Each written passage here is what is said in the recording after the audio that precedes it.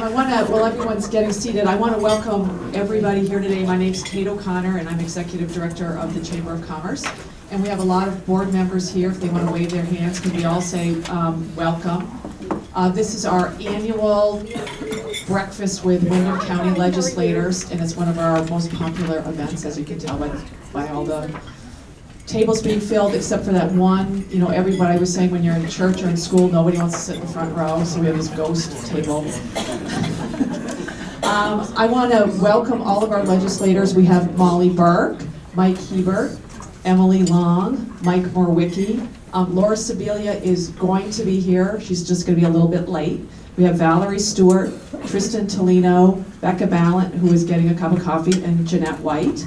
And for the format this morning, what we're going to do is what we traditionally have done is give each legislator a minute just to give us an update about what's going on in their world in Montpelier.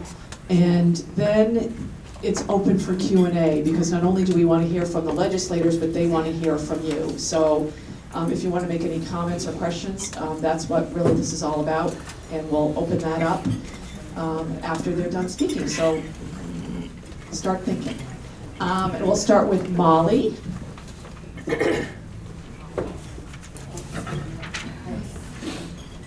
Good morning. This is such a great group of people. It's really nice to be here. I am going to try to be really short because I know that the most important thing I think is your questions. So I'm on the Transportation Committee. This is my 10th year on that committee. Tomorrow, the big transportation bill will be voted on in the House. It'll then go to the Senate. It's a $612 million bill that covers everything from paving to rail to public transit to et cetera. Significantly for Brattleboro, we tried to raise a town highway aid for Brattleboro. We did put a provision in there that in 2020 it will go up 3%, very modestly, but we are working on that. And then another issue with Brattleboro is that we were able to get a provision in the transportation bill that the on-ramp for the proposed, yet to be constructed bridge over to Hinsdale, that Route 119 will become a state highway rather than a town highway. So hopefully that's going to pass all well through the Senate, and I know our senators are going to be pushing for that too. But anyway, that was approved by the House Committee. A big push for electric vehicles from the state, and we have $18.7 million in Volkswagen settlement money to help move that along. And there's a provision in the transportation bill about having the Public Utilities Commission investigate all the strategies around EV charging and things like that. Revenues, gas tax has been very problematic. It doesn't really cover what we need. And we need to, for the future, think about that. I think that as EVs become more prevalent, that we will be able to start putting a fee on charging. Federal funding is secure through 2020, but there are lots of unknowns. Proposals to switch make the states pay a lot more than they have been, you know, sort of flip the percentages, and that's very worrying. 47% of Vermont's greenhouse gases come from transportation. And we are not meeting our statutory goals to meet the goals of our comprehensive energy plan. And that's an impact on the economy. There are some proposals that have come out of business. Maybe you've heard of the Essex plan as a way to create jobs and attract new businesses, to put a price on carbon and reduce electric costs. So it would be a revenue neutral proposal to try to address this issue. Obviously, Vermont can't address this all by ourselves, even nationally, internationally, but it could be a way forward. And in this year's appropriations bill, I believe there is some money to do a study of the impact of carbon pricing. If anybody wants to ask me questions about inspection, I can answer them later. I think that's been a big issue. And also, just one more thing, I've been chair of the House panel, sexual harassment panel. We're rewriting our policy, and Becca is the chair of the Senate panel, and we are moving ahead to have a really great policy that will provide a safe and secure workplace for everybody. So thank you. Good morning, everyone. I will try to be brief. I serve now on the healthcare committee. I was on energy, but I'm on the healthcare committee now. We spent the bulk of our time dealing with ACOs, the Accountable Care Organizations, and with the duties and roles of the Green Mountain Care Board. We had the question, should they even be in existence, or how we're going to modify their duties? We've been dealing with that. Two major bills that we've gotten out. We're dealing with sexual harassment in the workplace and diagnostics for breast cancer. But quite frankly, a large part of our time has been spent trying to figure out how we can get more forensic beds. And our health condition of the state, we are having a great shortfall with mental health. There doesn't seem to be a lot of money for that, so we're trying to come up with creative ways to do things. There's been conversations with the retreat here to do something to deal with those issues. And those issues also bled into the gun debate in the House. You know, there are those of us, we can do all we want with guns or weapons of any kind, but until we start dealing with the underlying issues of mental health, structure in the family, societal changes, not a whole lot is going to change. So we've been spending a lot of time discussing those issues, and again, there's no specific legislation to deal with them, but we continue to do that because it is a very, very scary concept for us, the safety of our schools. I've been on a school board in Vernon for 32 years. That's always foremost in your mind is how do you protect the kids at school. And when you see the conditions that kids are coming to school with today, the emotional problems, the situations at home, you can see how that situation gets exacerbated, and we have to deal with that. So that's taking the bulk of our conversation. And Laura, welcome. Thank you, and I look forward to any questions you have, and that's why we're here, is to hear what you have to say.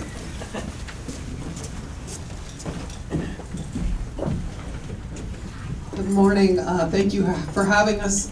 This has always been one of our more informative meetings that we have, and so I really appreciate you listening to us and sharing your thoughts with us.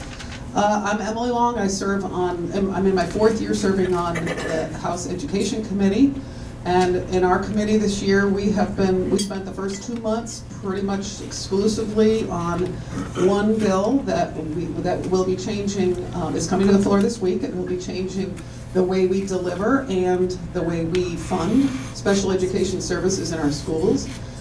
We wanted to do this right. We started work on this quite a few years ago when we commissioned, now I think there's 3. We used a study first from UMass where it talked about how the use of paraeducators for special education services prompted some thoughts for us, and we commissioned 3 separate studies over the last few years and have come up now, after getting the results of those studies, with a plan to change our funding of this special ed services from a reimbursement model to now a census block model. This is a very big change for our school districts, and it will also coincide with a very big change in the way we actually deliver services. Right now, under the reimbursement model, we're unable to use regular ed teachers or literacy coaches, folks like that in our buildings because they don't have special ed certification. The new delivery model, which we have done a lot of work on. In fact, last year there were 10 pilot programs to study whether this new model of delivery was going to work. We've had some very positive feedback on this. So we are required under federal law to make sure we meet the needs of all of our students who are on IEPs, all of our students with disabilities, and we absolutely will continue to do that. But in the long run, the flexibility of this new delivery model is going, in our buildings, in the way we deliver services, is going to make it a lot more smoother. We'll be able to use all of our staff and hire literacy coaches, not rely so much on paraeducators, get our students in front of professional educators and identify issues earlier, and hopefully that will, in the long run, save us money. It is going to take time to implement. We have already gone through the appropriations committees and the Ways and Means Committee and had approval for staffing at the Agency of Education, which you heard me bring up here before, that the staffing at the Agency of Education has been reduced quite by a number of people over the years, and so this is going to require 3 additional staff at the agency to help implement this. And it'll also require some consulting work over the next few years. It will not be fully implemented until 2025. Early adopters can start in our next fiscal year. There's 13 eligible to volunteer as early adopters, so there will be, if they do volunteer, there'll be models for this delivery service, and then it's a very slow process to move us forward. We think this is going to, number one, improve the delivery of special education services in our schools. That is critical. That's how we started this conversation. But at the same time, we really believe this is going to reduce our costs, because we are one of the highest, if not the highest, spending school district, and some of our studies told us that, states for special ed, and we identify an awful lot of special ed children. We also have a lot of children who need a lot of support. So in the long run, we think this is going to really do great things for our school districts. It is, like I said, going to take time, and the most challenging testimony we took was really around take your time implementing it. We took that seriously. It is a cultural change in our schools, and so it is going to take time, but we really are very excited about it. The other bill that we worked on recently is the Ed Finance. There is a change coming to our Ed Finance if we pass a bill off the floor this week. It's actually up tomorrow, along with transportation. We're going to have a very busy week. I think capital bill is up, maybe. There's quite budgets up. This is going to be one crazy week. But and special ed is actually up on Wednesday as well. But the Ed Finance is a change to the way we are financing our education. I know we've talked, and it's very complicated, and if I stood up here and told you all the elements of what's going on with Ed Finance, I would be up here and taking up everybody else's time and the rest of our time this morning. But I want to say that there was a pretty significant proposal to change our Ed Finance system, and Ways and Means couldn't find a way to do the change that they were proposing without really impacting lower and middle income Vermonters in a way that they were not prepared to do, so financially. So they have scaled back their proposal. Income sensitivity stays in place. There will be an income tax surcharge, and we're kind of looking at this as the first step. This is a pretty significant move for us in the state of Vermont. We have had the same education funding formula in place for 22 years now. You don't make big change like that without taking your time, and so I would say this is our first step. Happy to answer any questions about it. I think many of us would know a lot about it right now, but it happened pretty fast in the House, and it's coming to the floor pretty quickly, but I think it does, if I could say the one thing I think that it is setting us on a good path is more transparency. I do believe that income sensitivity still is a challenge. It's also necessary to keep our lower and middle income Vermonters safe from really high spending. So in the long run, I think we're heading in the right direction, and I'm pretty excited about the move. So anyway, I'll turn it over to Mike.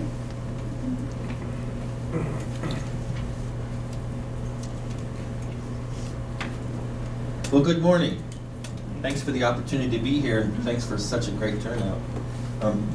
Working in the State House, it's like working in a living museum, and I think all of us probably share the perspective that the work we do it while we're standing on the shoulders of the giants who came before us. And I just want to recognize today one of those giants who's not here, and that's Tim O'Connor. You know, for Kate and her family, this was a huge loss, but for all of us, this was a huge loss, and we're sure going to miss Timmy and his smile and his ready advice for any of us. There's not anybody here who went to Timmy and couldn't expect to have a good sit-down. So, one of the things we're dealing with on almost an everyday basis is what Americans across the country are dealing with, and that's the everyday chaos that's coming out of Washington. From day to day, we don't know what's going on. And as an example, there was a tax bill Congress passed, the President signed. And I'm going to give the governor his props here today. because he's working with us, he recognized that tax bill was going to hit middle-income Vermonters to the tune of $30 million. There was going to be an increase on working in middle-class families. So the governor and the legislature are working together now to make that right. Because we've been told this is going to be a good tax bill for everyone, but the reality is 90% of the benefits go to corporations and millionaires. And what we're trying to do is work for an economy that works for all, not just the well-connected. Another thing I want to touch on, and again, we're going to work with the governor on this. And Mike mentioned gun violence prevention. The reality is the incidents that have been happening are not isolated. And while mental health is a part of this issue, all countries have mental health issues, but they don't have the regular mass shootings that we do. And no other country has the level of gun violence. So there was an incident in Vermont that was an almost incident. But I can say, from my work with kids in troubled families, it wasn't isolated. So far, we've been lucky that we haven't had something similar here in Vermont. And so it's time to do something. So I welcome the opportunity to work with the governor on this, and I think we're going to get something done, because children should not have to worry about going to school. It's happening around the country now where children are refusing to leave the building when the fire drill bell goes off, because that's what happened in Parkland. The fire drill was pressed, or the fire alarm was pressed. They thought it was a fire drill, and the shooter was waiting. Children should not have to deal with that. Parents should not have to worry that they're going to send their kids off to school and not see them again. So I'm looking forward to working on that and helping keep Vermont the safe state it is. There's certainly a lot of other things we can talk about. I work in human services, and the reality is most of that's pretty nuts and bolts stuff, and if you have questions specific to that, I'm glad to answer your questions. But thanks a lot for coming here. Yeah. Good morning. Sorry for being late. Thank you all for being here. My name is Laura Sibilia. I'm serving my 4th year in the legislature. I represent the western side of the county, Wardsboro, Dover, Stamford, Reedsboro, Searsburg, and all 3 residents in Somerset. So I serve this year on the Energy and Technology Committee, and last year that was a new committee that was formed dealing with energy, broadband infrastructure, and then IT, large IT projects. And we're beginning to get our feet under us in terms of those 3 big ideas. So what we've been focusing on this year, right out of the gate, we were looking at net neutrality. The Senate has passed a bill looking at ensuring that our procurement standards at the state level are net neutral. Our committee is looking at adding to that, requiring a certificate of net neutrality. We've been working with the administration on that. The administration is pretty insistent that they would like us not to get sued if at all possible. So the governor has passed an executive order that looks pretty similar to what the Senate did. The House continues to work on that to see if there are additional elements that we can put in place. In addition to that, I co-chair the Rural Economic Development Working Group in the House. That group has led the passage of language in the House. Again, increasing the Vermont Universal Service Fee by 0.5%. That'll raise about $1.5 million a year annually for specifically the build out of rural broadband infrastructure in parts of Vermont that are either unserved, which still exist, or underserved. That bill is in the Senate, and we will see what they do with it. The governor has indicated that they'll need to see something revenue neutral in order to get that passed, which we're working to figure out how that might be. So it's pretty important. There's really next to nothing in our budget for broadband infrastructure build out, and most of our communities cannot wait. In addition, this summer we took a lot of testimony in my committee on FirstNet, which is a national first responders network that AT&T was awarded the bid on. Vermont elected to opt in to have AT&T build our first responders network. That's a 5-year process. We'll see a pretty significant build out from AT&T throughout the state. We've started to see, I think, a number of folks, actually I saw a number of folks last week, town meeting break week down in Wilmington, Southern Vermont first responders hearing their first pieces of that. So we look forward to watching that over the next 5 years and hoping that it will be done well. We are back to, we also did a pretty significant project around energy efficiency with Efficiency Vermont. We have a new, the House has passed language for a new pilot project, which will allow large users to access through Efficiency Vermont 100% of their contributions, their fee for added efficiency measures within their business. What we're finding is some of our large users paying very large fees are not actually able to access those funds to lower their electricity bills. And throughout the state, we actually have a number of very large companies who have entities in other states, and our electric rates are pretty high. You know, and when people have a choice, which these folks do, it's important that we look and see if there are ways that we can work with them. And so we were able to work with Efficiency Vermont and get this pilot project passed. It's a 3-year pilot. We are back in my committee to working on net neutrality now, since the Senate passed their bill. We expect to take some significant testimony throughout the rest of the session. And you may or may not have seen the latest news about Coverage Co., which is a rural telecommunications project. It was a disaster recovery project after Irene, specifically intended to provide some limited cell along roadways in communities that are isolated. That project has encountered significant difficulties. It was a federally funded project, very entrepreneurial, with a gentleman by the name of Vanu Bose, who has since passed away. Still looking how to make that project financially viable. That answer was not found prior to his passage. Very concerned that we're going to see a number of those units shut down in the next couple of weeks. So we'll be taking some testimony and looking at ways to potentially partner with other carriers to at least provide some stopgap.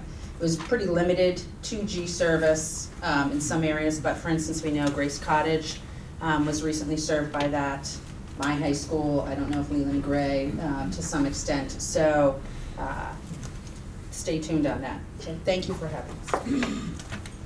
Thanks. Hi, everybody. I'm State Representative Valerie Stewart. I know a lot of you. I don't know some of you, but I have been in the House for 8 years. I was on Education for 4 years, and I am currently on House Commerce and Economic Development. I asked to be on House Commerce and Economic Development. Why?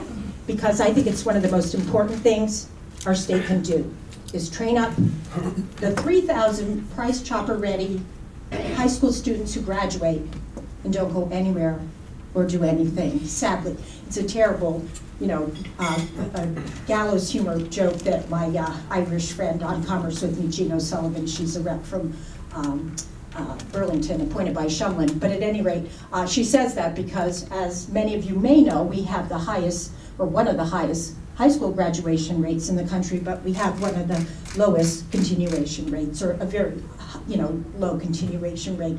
So that's a real problem. And the good news that I want to share is that we had a big bill on the House floor last week, H919. Tristan knows all about it because he's on the State Workforce Development Board, but it's all about putting together a real workforce development system. We have we have a group of fragmented programs right now that don't help young people and adults who want to get skilled for the jobs that are currently in Vermont. One survey showed we have 4,000 high-tech and other manufacturing jobs scattered across the state, but nobody to do them.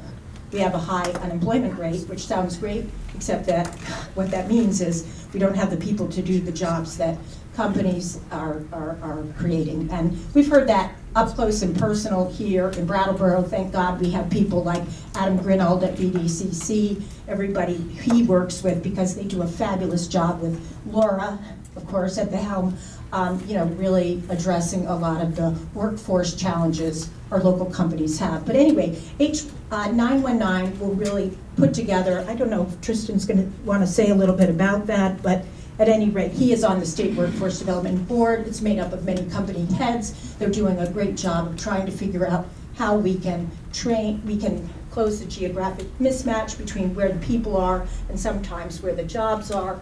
Also, most importantly, give the young people and the older adults the skills they need and that sort of thing. So that's one of the things I got on Commerce to do. And like my dad said when I was a little girl, I always do what I say I'm going to do. You know, I've always been pretty strong-willed and pretty hard-charging. So that's one of the things, you know, workforce development, job creation.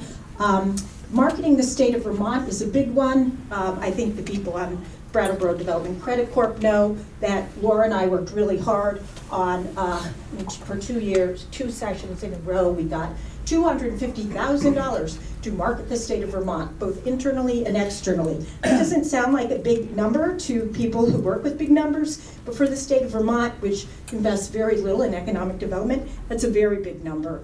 And we got, I actually just found out, excuse me, last week that we got another $250K. So what that means is we want people to move here, we want people to know what a great state we have to ski in, to live in, to play in, to, you know, raise a family in and all that sort of thing. So we're doing a better job of telling that story. Let's see, Equifax, I don't know if people saw my article on Equifax. That was an egregious breach of Vermonters' personal information. I was one of the first people in the House to introduce a bill on Equifax to address that personal information breach, and it's in the, there's a Senate version as well, and it'll be coming back to the House at some point, I imagine, and it's a good bill that will better protect Vermonters' information. So I don't want to get into that, just kind of the broad strokes. Climate change, it's one of my top priorities to solve. Climate change and to turn lemons into lemonade, and one of the ideas I came up with, and it came to fruition in the fall, was a conference in Burlington that would put Vermont on the map as a national climate change solution leader. And as many of you may know, Ecovation and Sion and all these different renewable energy entrepreneurs, you know, large and small we have in this community. It's just amazing, both here and all across the state. Vermont, in 2014, created more jobs per capita than any other state in the union in the renewable energy sector. That is super cool. I mean, that is a way to grow our economy, to bring other like-minded, concerned people about the future, what Barack Obama said was the biggest challenge of our time, and what the military says is the biggest challenge of our time. And I know that well because I have a daughter who's a first lieutenant in the United States Army. So at any rate, this climate change conference attracted 500 people. Deputy Secretary Ted Brady said there was about $3 billion worth of venture capital in the room. For the third evening conclusion of the conference, when they did a pitch night, which was pitching ideas. Michael Bosworth was there, a lot of you renewable energy people were there. It was a really cool conference, but people came from all over the United States. I'm very proud of the fact that I got credit for the idea for the conference from Paul Costello of the Vermont Council on Rural Development, who put it together. Gun control, I hope you all saw my articles in both the Commons and the Reformer. This has got to stop. We don't need semi-automatic weapons in our society, and I'm very proud of my seatmate, Martin Lalonde. He's one of the people in the House that's really trying to craft a really balanced approach to sensible gun legislation. Get rid of bump stocks. We don't need AR-15s, etc. So that was in, I believe, this last week's Commons and the Reformer, if you want to see what I said. but it's really applauding the House move forward, the Senate, nobody in our delegation, but there is a particular senator who's been sitting on a bunch of sensible gun legislation that the House has been trying to pass. So talk to your senators, talk to the pro tem. You know, I think now everybody knows after Parkland, and because the kids are saying, stop this, adults, just stop it. So I think we're going to do a better job on that. And that's about it. I can talk about other things, but it's getting time to go. Thank you. Good morning, I'm Tristan Tolino. We are going to try to accelerate so that we get to some of your questions. I will just say that my role is a little different in the House.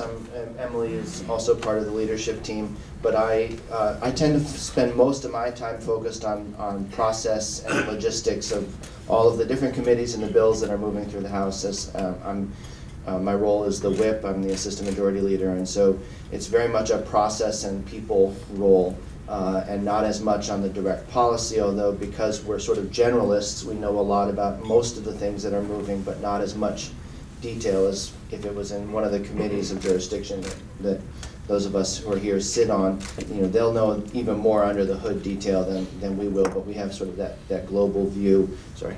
And I specifically to the 919 bill that Valerie talked about, if there are any questions about that, I've been that's the one piece of legislation where I've been really deeply involved in the details because of my role on the workforce board. I served with Adam on a work group last summer and fall. So happy to talk about that in more detail if that's of interest to people, and otherwise possibly any questions that land that are sort of more general, I'll jump in.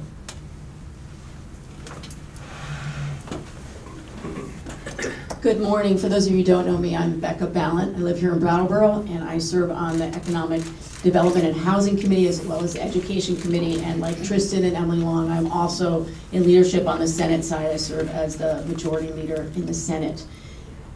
As you know, the bulk of our economy here in Vermont is made up of small businesses, and there are quite a few bills moving on the Senate side that perhaps are moving under the radar screen that I just wanted to point excuse me, out to you. And we have been instructed by the Mistress of Ceremonies that we need to keep it moving along, but feel free to grab us afterwards. So I wanted to tell you about a series of bills, one being S85, which is a small business portal that we've been working on that would have a portal housed at the Secretary of State's office in conjunction with the Agency of Commerce to make it easier for small businesses to have a one-stop shop to get their businesses registered. Right now, there are quite a few hoops that you need to jump over, and so we're working very hard to get that through. Another bill, S94, is a remote worker bill.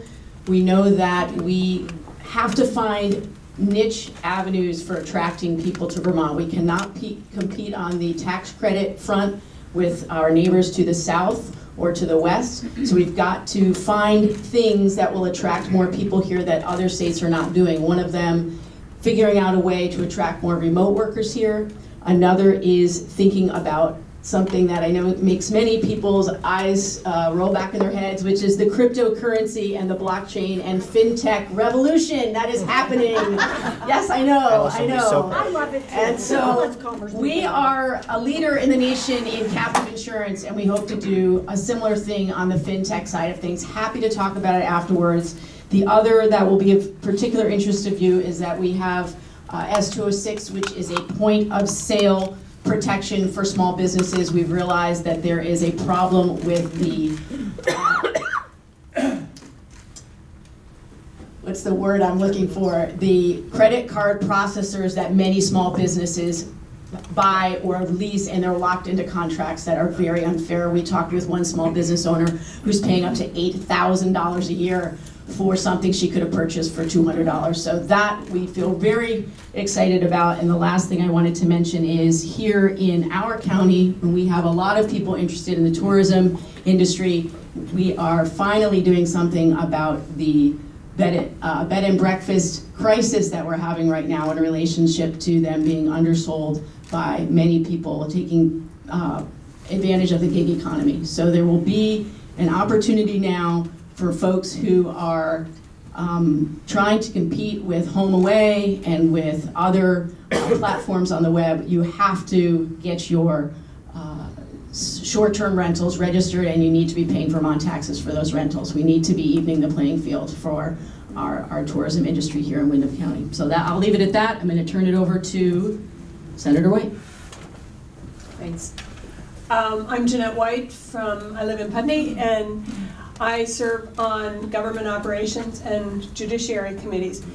So I'm going to touch very briefly on 4 things. The first is something that's been in the media all the time, and that's guns. I'm not going to go into any more detail than that, except that our Judiciary Committee has been dealing with that very intensely, and if you have any questions, you can ask me about it. The second is law enforcement. This fall, we took a tour, our committee took a tour of the state and heard from select board people, the general public, law enforcement, state police, municipal police, anybody who had an interest. And what we've done is we've begun to craft some legislation. What we have this year is very small, but it begins a thought process to look at equitable access to law enforcement for everybody. If you live in Brattleboro, you have a different level of access than if you live in Halifax. So what is the equitable access and what is the equitable cost sharing burden? Because we need to look at both of those. The third thing we're looking at is we've set up a system for us to look at the systems in the state that create discrimination and racism in state government. So we've set up a process to look at that and how do we change the culture of our state government to be more inclusive and more welcoming for people of color. The fourth thing, and this has gotten no publicity at all, is a bill called S105. So every time, and I thought about it this morning on my way in also because I was listening to the thing about Facebook sharing all of our information. I don't really do Facebook, so they have no information of mine, but they have probably all of yours that they've been sharing. So every time you purchase something or get a job or get a new app for your phone or whatever it is, you go down to the very bottom and it says, do you approve of this? There's a little button and you say, yeah, I approve. You don't even read what you've just accepted here. Yes, I accept. So let me give you just 2 examples. This happens both in retail and in employment. So you just got your dream job, you're going down the contract, you sign it, you say, yes, I agree. What you've done is you've agreed to, now, this isn't true with everybody, but these are very standard forms that retailers and employers use. They just can take them right off the web if they want. You've agreed to that if there is a sexual harassment issue with your new employer, you have 6 hours to report it, you have 1 minute to do a deposition. If you want to contest it, you have to go to Nevada because that's where their headquarters are. You can choose from a list of arbitrators that they will supply to you. They all happen to be VPs of the company, and they charge $1,000 an hour. And you've given up your right to a jury trial and your right to class action and collective action. These are very, very standard contracts that you sign every day when you push that little agree button, or accept, I guess. I don't do very much technology, so I don't know if it's agree or accept, but whatever you push that button. So what we've done is S105 would say those unconscionable provisions can't be enforced in Vermont. If you want to, you don't give up your right to a jury trial, you don't give up your right to class action or collective action, you don't have to go any place except where you live to contest it, and they can't impose a time limit shorter than the statute of limitations for that, whatever that issue is. So that has received no testimony or no publicity at all, but I think it's a really important bill because we see our individual rights being eroded every single day by things that we're aware of and things we're not aware of, and this is one of those. And the Supreme Court has upheld those provisions in contracts. So it's, we're constantly giving away our right to jury trials and other means of redress. Thank you, Becca. Sometimes Becca sits right beside me in the Senate, and sometimes she has to send me little notes, tell me what word to use. So, thank you. I'll take any questions on any of these and any other issues. Thanks. Now I would like to open the floor up. Does anyone want to be the first person to ask a question or comment? Yes. Paul. On the FirstNet that's coming to the state, the infrastructure that AT&T is going to be building, it sounds like everywhere in the state, is that going to benefit like rural broadband deployment also? Or is it going to be strictly isolated to FirstNet and no other use to us? Well, the primary purpose is, so this was a project that came after 9/11, for those that don't know, and it's to ensure that our first responders, in the event of a large event, or Tropical Storm Irene, are able to communicate with each other. So the first piece of this is it's a network that is just for first responders, but that you can piggyback off of that infrastructure that's being built to expand the commercial. We expect that they will be expanding the commercial side as well. So hopefully that will be a good side benefit. Thank you. Kate, can I just say one thing I forgot to say? Everybody, I have Bill Doyle's annual survey. It asks all sorts of great questions. Tristan and Molly and I generally give it out at representative town meeting, but I thought if we could pass these around, I asked Kate's permission. It would be really nice to know what you think about guns, what you think about water quality, is it a major issue or not in Vermont, and a whole host of other questions that our most venerable Senator Bill Doyle, who is now 90s, how old is he, you guys?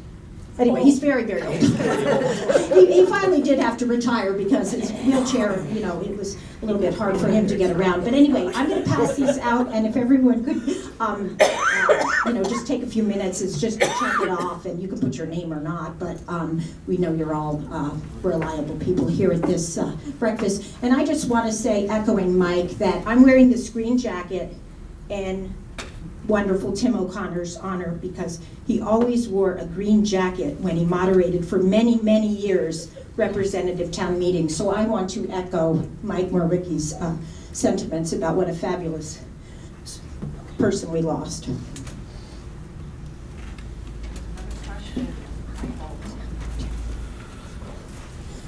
The Volkswagen settlement funds got mentioned. I think it's $18 or $19 billion, sort of a one-time opportunity.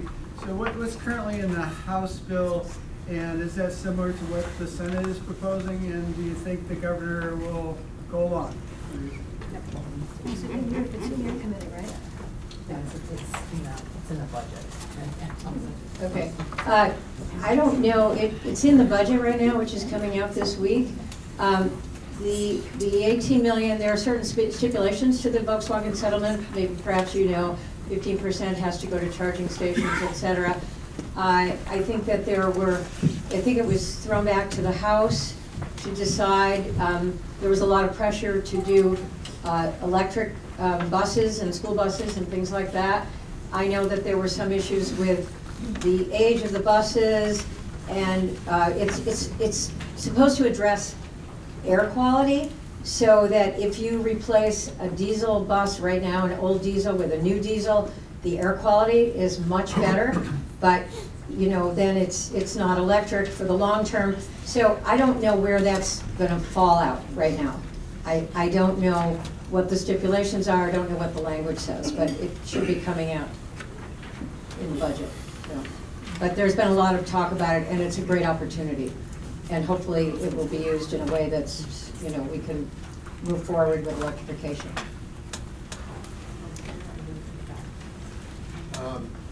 Many of our national federal programs are in real jeopardy in education and environment and health and social services.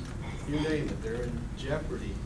And it's a pretty general question, but I've heard a little bit about how you're trying to cope with this when we're not getting that support we should be getting from the federal government for our programs in the state. Maybe Mike or Tristan could start off. Just how are we trying to deal with this incredible shortfall that's looming over us all? Thanks, Tim, for that question. And it's something David, Dean, and I were talking about over the weekend when we had another forum with citizens in Westminster. What we're doing in the state now is there have been good environmental protections between the federal government and the state government. These protections are essential for us to keep Vermont the wonderful, clean state it is. However, there are interests. In Washington, it's happening every day, starting with the head of the EPA, who basically doesn't even show up for work. And when he does, he tends to make damage for us. So what we're doing is we're taking some of these regulations and putting them in state statute, so they will remain even if the feds rescind them. We want to keep Vermont as pristine as it is, and when it comes to our water, we certainly know we have problems we need to face, and we're going to continue with that too. You mentioned education. I'll just quickly say that one example of where the federal government is fulfilling their obligations is around special ed. You heard me mention special ed. When special ed law, IDEAB passed in the 70s, late 70s, mid 70s, it was supposed to be funded at 40%, and we, as we were working on our special ed bill, it is now being funded at 6%. So we are picking up that the resources that are needed in our state to serve those children who absolutely need those services. Jeanette? No. Or we're just trying to figure out how to fund everything. Picking up on that a little bit, S-229 has passed, as I understand it, in the Senate and is headed to the House, which is a bill asking or requiring private schools to pick up special education services if an IEP committee has decided that a student should go to a particular independent school, and with no ability for the school itself to have any admissions requirements for those students. My question is, at this point, is if this bill passes, which I think it probably will in the House, seems like it has the support there, is that a requirement for special education students to go to a private school only for all certified, state certified schools, or only for those schools that accept choice money and sending students? I appreciate the question. I think it's really important to answer that question in the context of the much larger discussion about this. This has been a battle that has been going on between the State Board of Education, the Agency of Education, and the independent schools in the state of Vermont. We're in a unique situation in Vermont in that we send public dollars to independent schools. That in itself is an incredibly unique situation. So what we have cobbled together on the Senate side is a compromise that would allow independent schools to still receive public tuition dollars, and the compromise that was agreed to over the course of many, many months was that in order for that to continue to happen, there has to be a way for students to be able to access an independent school education just like a peer that does not have an IEP or a 504, for example. I understand it's a controversial solution, but I think it's important for everybody in the room to understand it is controversial in itself for public dollars to be going to independent schools.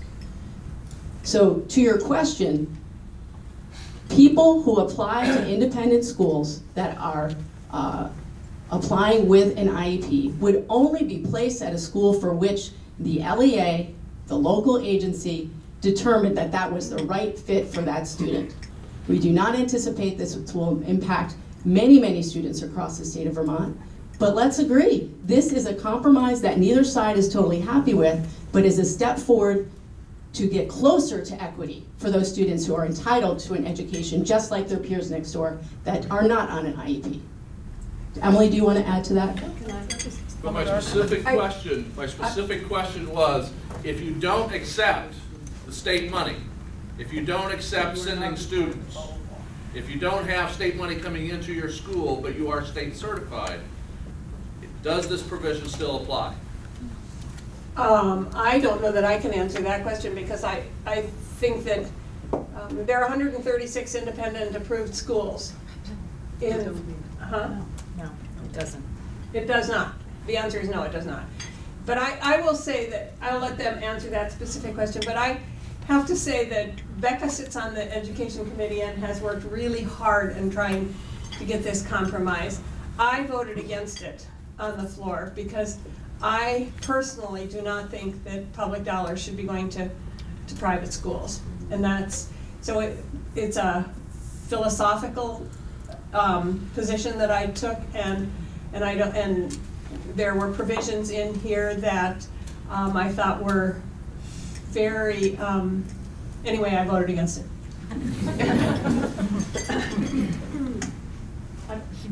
Do you want to weigh in at all?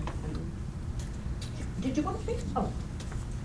Excuse me. So just quickly, there are a number of independent schools, 100 and whatever, 36, whatever, independent schools in the state of Vermont, and they don't all accept public dollars. They don't all operate that way. For those who don't, they don't have to, they don't fall under that category.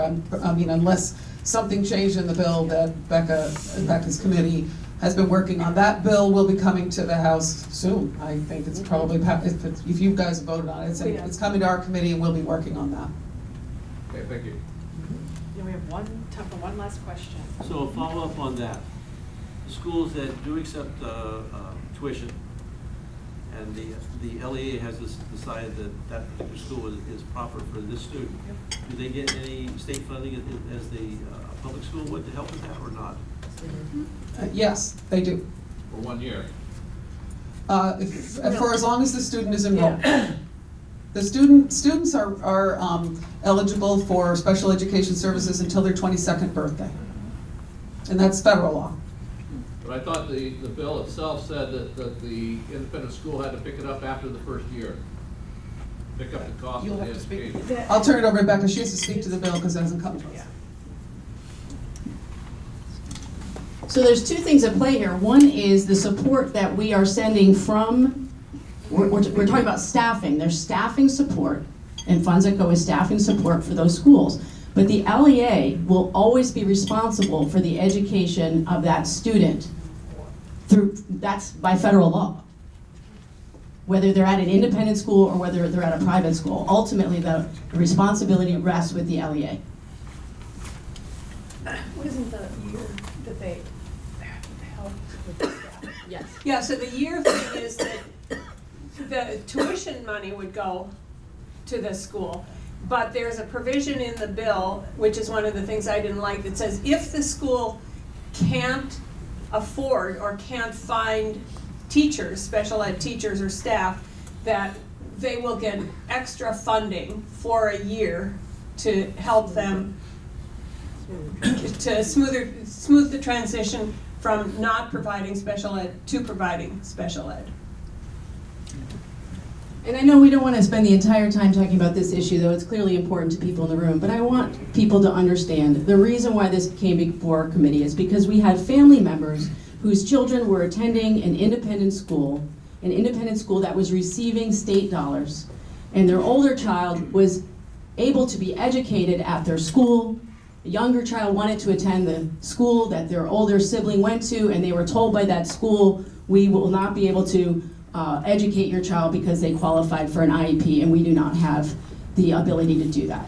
And that was devastating for families. It speaks directly to an issue of equity and something that I know all of us on this podium are working hard for every single day.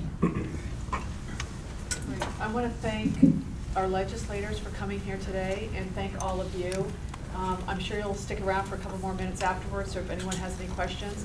Plus, on your tables, there is the contact information for everyone, so if you want, all the legislators, if you want to contact them. Our next event will, working with the governor's office to get Governor Scott to come down, so look in your emails for notice of that soon. But thank you all for coming this morning.